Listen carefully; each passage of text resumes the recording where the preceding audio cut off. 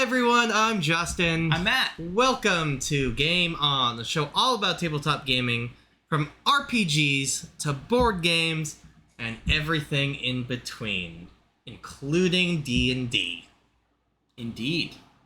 We're going to talk about D&D. I'm Matt, by the way. Oh, hi Matt. Yeah, hi. We're going to talk about D&D because D&D just turned the big 5-0. Almost as old as you. Nice. You got that in. Yeah. Just gotta... Well, I remember when I was your age. It's 25 years they gotta add? What? Anyway. You're not going to get better at math as you age. I'm just going to tell you that right now. Oh, great. Okay. Yeah, so birthday of sorts. A big anniversary anyway.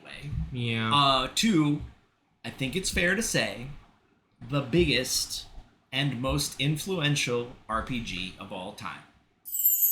Yep. You know, it has its pros and cons, and we've certainly done our share of discussing both over the history of our show, which is hitting the big 5 years ourselves. Yeah, without the other. No. But you gotta give D&D credit where it's due. Without it, we wouldn't have all of this, right? I won't say it created the genre, but it certainly established the genre in a culturally and financially viable way that there's nothing else that even orders of magnitude more than anything else out there. Yeah. Like I remember back in when I was a kid, D&D was relatively new, and I had my pink box. Okay, there were 2 RPGs that I didn't know what an RPG role-playing game was really. I just knew this D&D thing was pretty cool, and it came with a bunch of neat shaped dice. And what I found it, and I found this dinky little pamphlet of Steve Jackson Car Wars, right?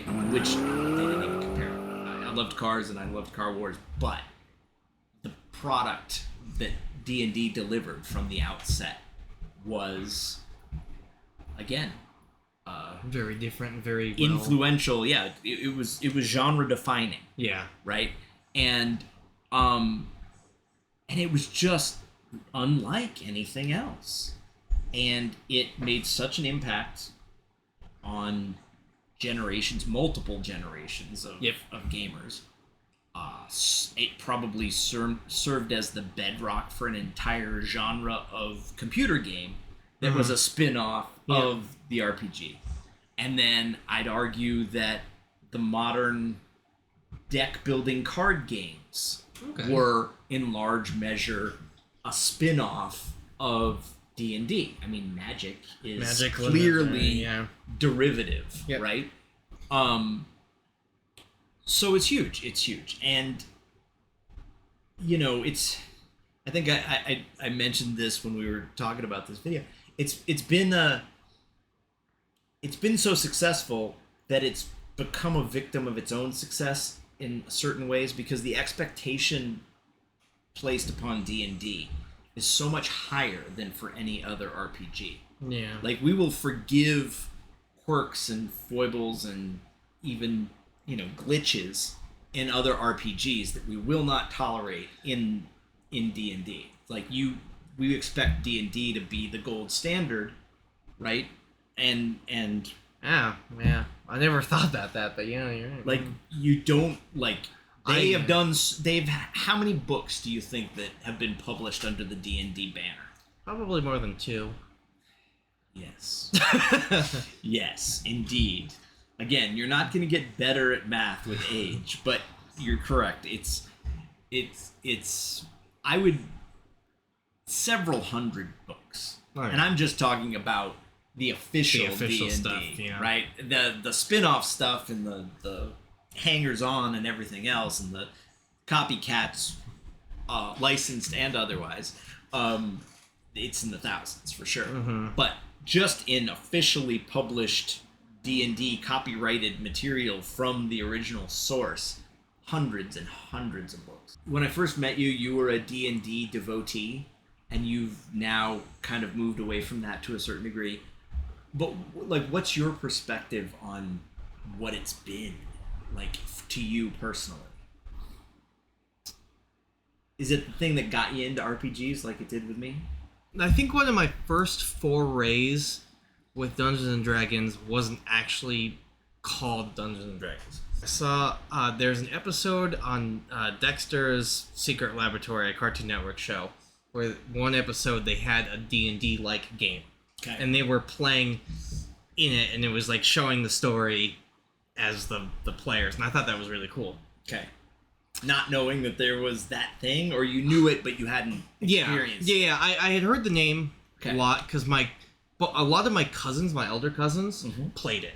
Okay. But my parents sheltered me the heck away from it because they thought it was demonic and all that stuff at the time. Not anymore. My parents have flip-flopped. They've given up on saving your soul?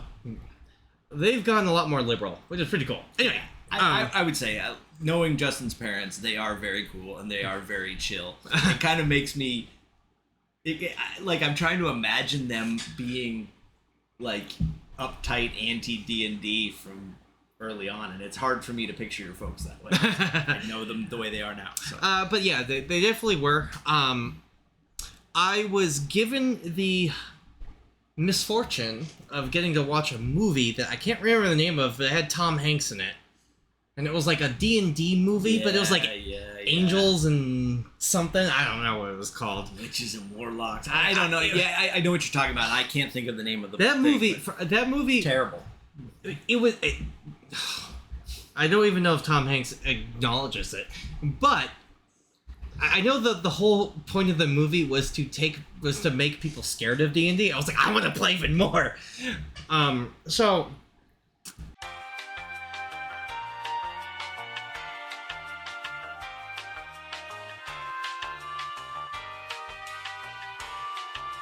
I was still kind of new into this. I didn't fully understand that there were different editions and stuff like that at the time. Sure. And I remember playing Pathfinder at Gamer's Gambit. Mm-hmm. And we get done with our game, and I turn around, and you're there at Will's table playing D&D Next. Yes. And I was like... Oh, 5e before it was 5e. Yeah. And I'm like, well... aren't I playing D&D? And then I got the whole lecture on like... oh, bless your heart. Yeah. And I was kind of skeptical. I'm like, I found this game. I'm learning it. I like it. I'm afraid to try something new. But you guys roped me into it. And here we are. When Justin first showed up, he was an enthusiastic deer in headlights. Like, it is overwhelming, especially, and this is one of the double-edged swords of, no pun intended. No, it's a pun intended, of course it is. Of D&D is there are such hardcore devotees to the entity that is D&D that there can be a barrier and an intimidation factor with D&D for new players that is much greater than it is for other RPGs.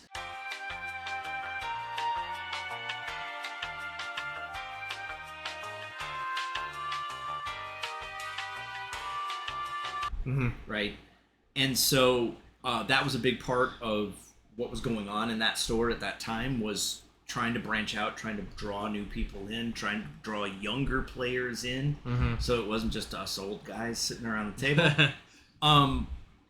And, you know, and that was a good, well-intentioned and ultimately pretty successful thing. I mean, you're doing a YouTube show about gaming that's at least partially influenced by the fact that that gaming table, existed, that gaming environment happened in that store at that time. Mm-hmm. That's how Justin and I met. Like, we would never have known one another if it wasn't for that environment. And if it wasn't for that environment, I never would have met my wife. Oh, there you go. Yeah. Yeah. So, I mean, that's a fairly important thing, too. I mean, not as important as a YouTube show, but, you know.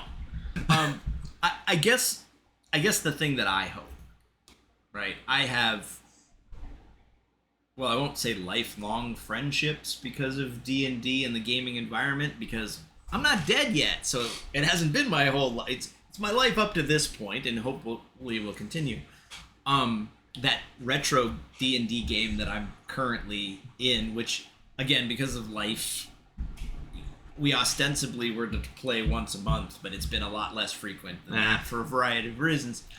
But the person running that game is a person I've known since college because of the gaming circle of friends that we had in college, right? And that's very cool. It is. And there's some kids in that game, young people. Some are kids and some are, practically grown up now, who are the children of people who are in that gaming group. So, like, it's a generational thing, and it's an influential thing in a lot of different ways. I hope that it grows big again. Okay. For me. Like, it's been cyclical many times in my life. Like, there's been big groups, but then life intrudes and it's harder to find players and it's harder to find time. And there have been dry spells for years where I didn't play anything, including D&D. And then it would come back around and grow back again with Gamer's Gambit. And, it became a weekly thing with a bunch of people. Yeah. And, now, obviously, we do the show, and every once in a while we play games amongst ourselves. I'm in a, intermittent game with another group of friends. But I also hope that it gets a little bit more active and a little bit larger than it is currently. Because that's part of it for me as a lifelong thing and a lifelong experience. I want it to ebb and flow. I want it to stay vibrant and stay variable, and D&D is a part of that. I